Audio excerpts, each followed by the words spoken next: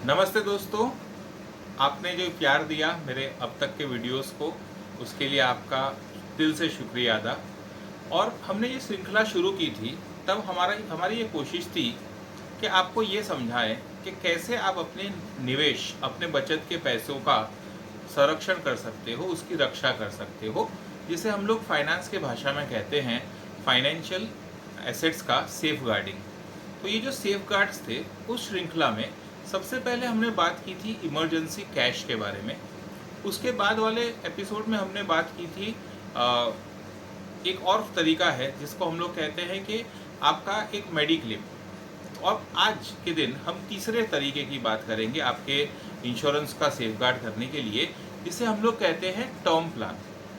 तो ये बात आप समझ लीजिए कि अगर जो आप अपना पैसा निवेश करते हो, इन्वेस्टमेंट करते हो, तो उस इन्वेस्टमेंट की एक तरह से आप सुरक्षा भी कर सकते हो अपने इन 3 सेफगार्ड्स को फॉलो करके। मतलब निवेश करने के साथ आपके पास एक होना चाहिए इमरजेंसी कैश फंड का प्रोविजन, दूसरा आपके पास होना चाहिए मेडिक्लेम, और तीसरा जिसके बारे में आज हम बात करने वाले हैं, वो तीसरा तरीका है टर्म प्लान। अब ये टर्म इंश्योरेंस प्लान एग्जैक्टली होता क्या है, मैं आपको एक छोटा सा एग्जाम्पल देकर, एक उदाहरण देकर ये समझाने की कोशिश करता हूँ। मैं 40 वर्ष के उम्र का व्यक्ति हूँ, और उम्र के 40 वर्ष में मेरी कुछ जिम्मेदारियाँ हैं जो मैंने पूरी कर ली हैं, और आने वाले वक्त में कुछ जिम्मेदारियाँ मुझे पूरी करनी हैं, जैसे बच्चों की पढ़ाई, बच्चों की शादी, फिर मेरा रिटायरमेंट, और ऐसी बहुत सारी महत्वाकांक्षाएँ, इच्छाएँ, सामाजिक पारिवारिक जवाबदारियाँ, जिम्मेदारियाँ मुझ पर हैं। अब इन सब के लिए मैंने बंदोबस्त तो किया है, मैं नियमित रूप से कमाता हूँ, नियमित रूप से बचत करता हूँ, बट ज़िंदगी की जो डोर है, वो कहते हैं ना कि जीवन की डोर बड़ी कमज़ोर। तो इस कमज़ोर डोर अगर ये कभी टूट जाए तो क्या होगा, यानी इस जीवन के सुहाने सफ़र का अचानक से कभी सैड एंडिंग हो जाए, यानी जिम्मेदारियां पूरी करने से पहले अगर उस मालिक का बुलावा आ जाए और निकलना पड़े अपनी यात्रा पर, तो क्या करेंगे। मैं बात कर रहा हूँ डेथ की। अब इसमें क्या होगा कि मैंने जो प्लान्स बनाए थे, वो सब प्लान्स एक तरह से अधूरे रह जाएंगे, क्योंकि मैं नहीं रहूँगा तो आमदनी नहीं रहेगी, आमदनी नहीं रहेगी तो नियमित रूप से निवेश नहीं हो पाएगा। यानी जो मैंने इच्छाएं, महत्वाकांक्षाएं, जिम्मेदारियां अपने पर ली थी, वो सब धरी की धरी रह जाएंगी, या फिर जो मैंने अब तक का बचत का जो पैसा रखा है, उससे वो पूरी की जाएंगी। अब इसका तरीका है, क्या तरीका है कि मैं अपने आप का, खुद का एक टर्म इंश्योरेंस प्लान खरीद लूँ खुद के लिए। मतलब उसका अर्थ ये होता है कि मुझे एक वार्षिक कॉन्ट्रैक्ट करना है कंपनी के साथ। हर साल मुझे कंपनी को प्रीमियम देना है, और वो प्रीमियम का पैसा, अगर मैं उस साल जिंदा रह गया तो वो प्रीमियम का पैसा कंपनी के पास चला गया, लेकिन पूरे साल भर कंपनी ने मुझे एक बड़ी रकम का बीमा दिया था। जैसे आपने टीवी वगैरह में देखा होगा, तो अक्षय कुमार जी की ऐड आती है कि महीने के 500 रुपये प्रीमियम भरकर आप अपना 1 करोड़ तक का बीमा कर सकते हो। तो इसी कंसेप्ट को हम लोग कहते हैं टर्म प्लान।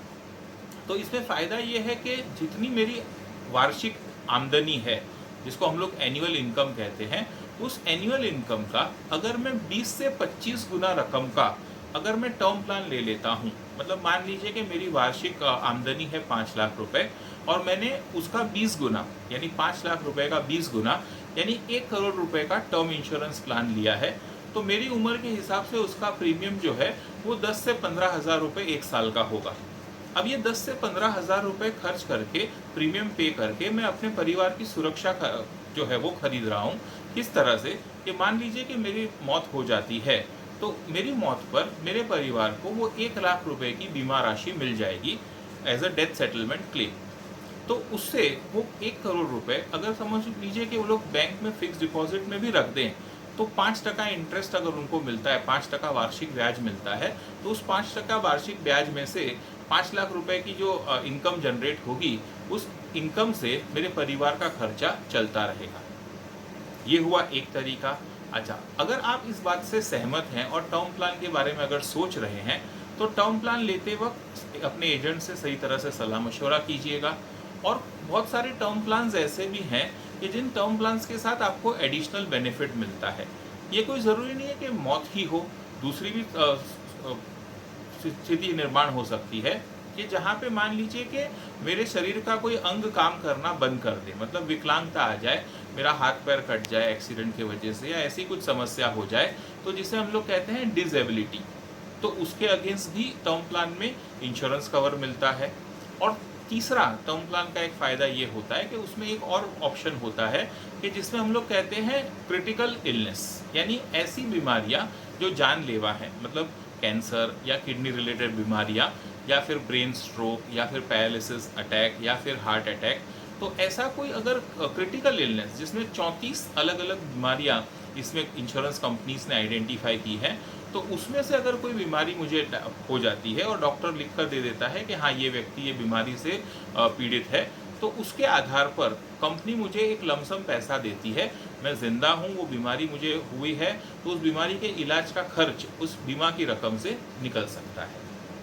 तो बस यही कहना चाहता हूँ कि आप निवेश की यात्रा तो शुरू करेंगे, निवेश की यात्रा में कैसे आप उसको ज़्यादा असरकारक बना सकते हैं वो आने वाले वीडियोस में हम लोग उसकी चर्चा करने वाले हैं। बट उससे पहले सावधानी के तौर पे जब आप निवेश की यात्रा शुरू करें या निवेश की यात्रा कर रहे हो, तो उस दौरान में आपके इन्वेस्टमेंट जर्नी में ये 3 बातों का ध्यान रखिएगा।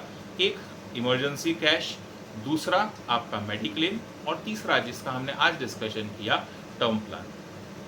आपने ये सब बातों को अगर समझ के अपने जीवन में उतारा, तो मैं आपको ये विश्वास दिलाता हूँ कि आपका जीवन जो है वो आर्थिक रूप से काफ़ी सुखदायक हो जाएगा। आप ऐसा ही प्यार देते रहिए और हमें प्रोत्साहन मिलता रहे वीडियोस बनाने के लिए। आज के लिए बस इतना ही, अगले वीडियो में फिर मिलते हैं कुछ एक नया कंसेप्ट लेकर। थैंक यू वेरी मच, शुक्रिया।